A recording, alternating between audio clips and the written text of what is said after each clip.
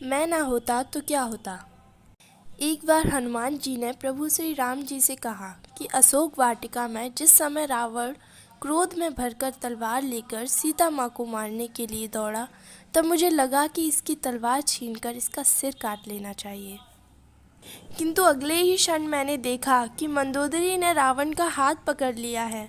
मैं गदगद हो गया। यदि मैं कूद पड़ता तो मुझे यह भ्रम हो जाता कि यदि मैं ना होता तो क्या होता।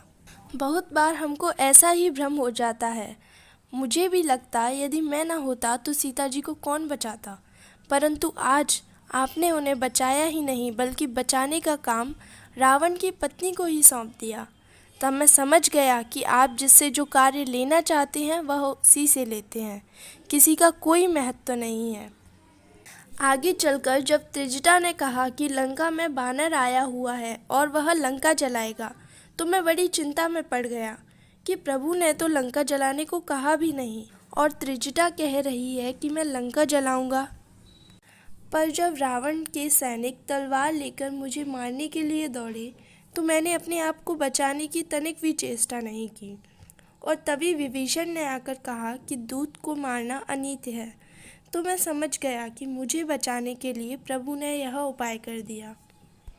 आश्चर्य की बात तो तब हुई जब रावण ने कहा कि बंदर को मारा नहीं जाएगा और फिर पूंछ में कपड़ा लपेटकर घी डालकर आग लगाई जाए। तो मैं गदगद हो गया कि उस लंका वाली संत त्रिजटा की ही बात सच थी, वरना लंका को जलाने के लिए मैं कहाँ से घी तेल कपड़ा लाता और कहाँ आग ढूंढता। पर वह प्रबंध भी रावण ने खुद ही कर दिया। जब आप रावण से ही अपना काम करा लेते तो मुझसे करा लेने में आश्चर्य की बात क्या है। दोस्तों, इसलिए हमें हमेशा याद रखना चाहिए कि संसार में जो कुछ भी हो रहा है वह ईश्वरीय विधान है। हम और आप तो केवल निमित्त मात्र हैं। इसलिए कभी भी यह भ्रम ना पालें कि मैं ना होता तो क्या होता।